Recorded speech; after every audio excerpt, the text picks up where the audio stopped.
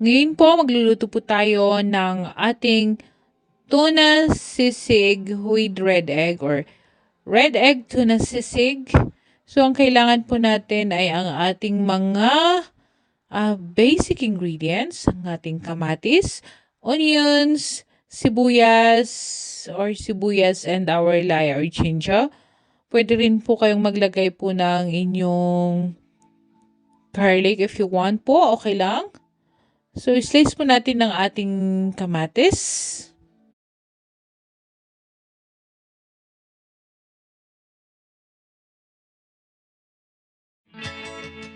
Sunod na po natin ang ating ibang mga spices.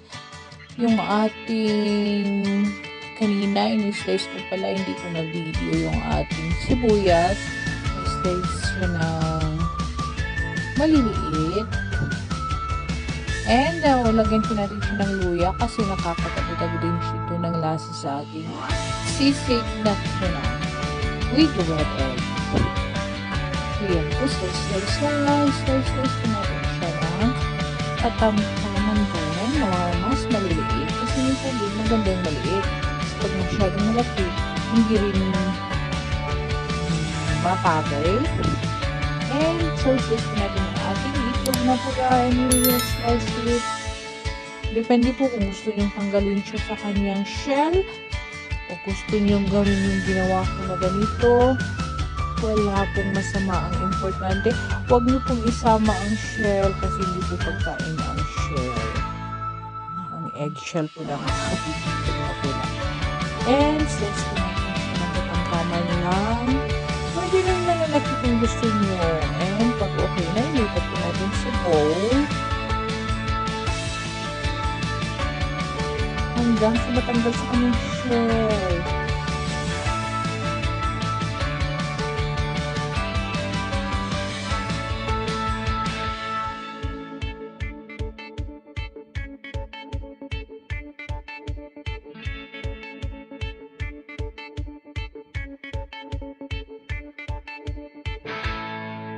Pwede na po natin painitin ang ating tunayo.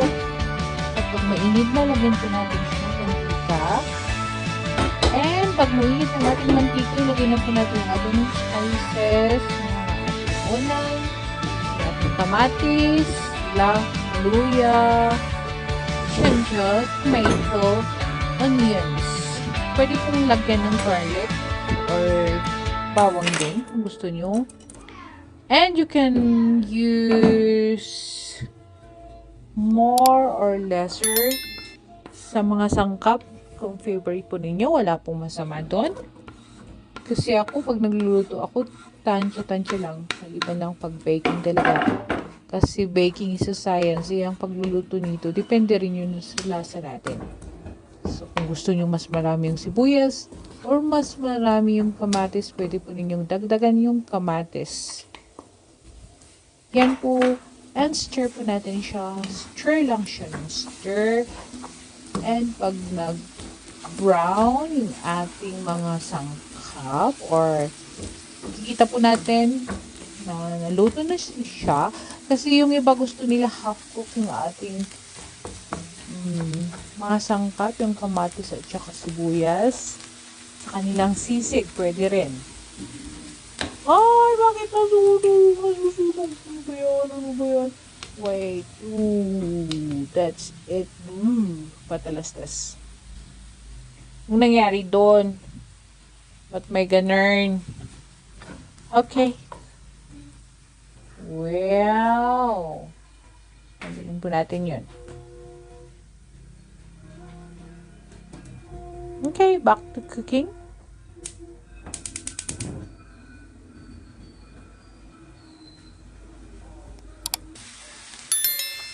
Okay, buti nyo nasunog.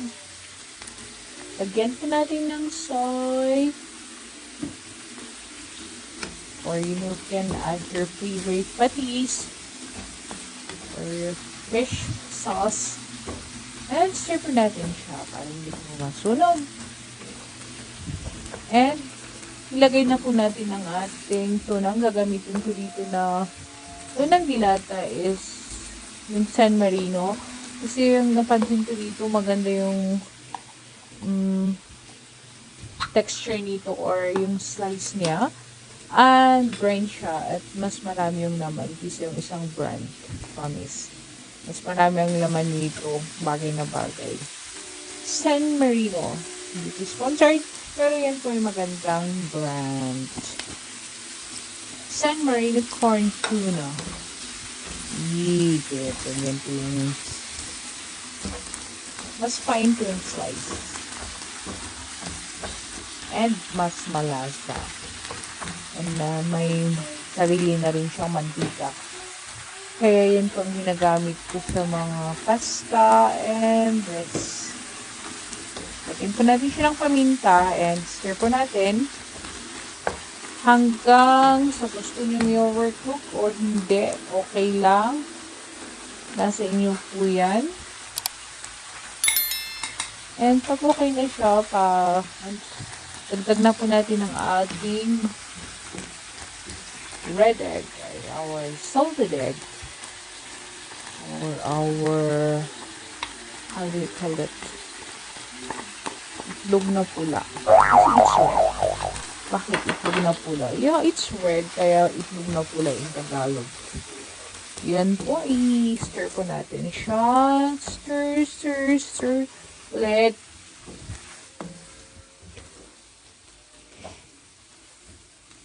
Masarap itong kainin with rice on top of hot rice or pwede ring gawing sandwich. You can add with your sandwich. So I slice a parsley or coriander. Oh, it's celery pala, sorry. Yeah, and yan, ilagay po natin. Para may kulay naman ang ating sisig. Kasi naubos yung aming onion leeks. Kaya, gumamit ako ng something green. So, nilagay ko na itong celery. And yan na po, pwede na po natin siyang i-serve. Masarap siya. While still hot, pwede rin natin siyang lagyan ng itlog on top of it. Or serve po natin sa ating sisig plate or sa regular plate lang. Yan. And you can add sili kung gusto po ninyo yung maanghang. And that's it.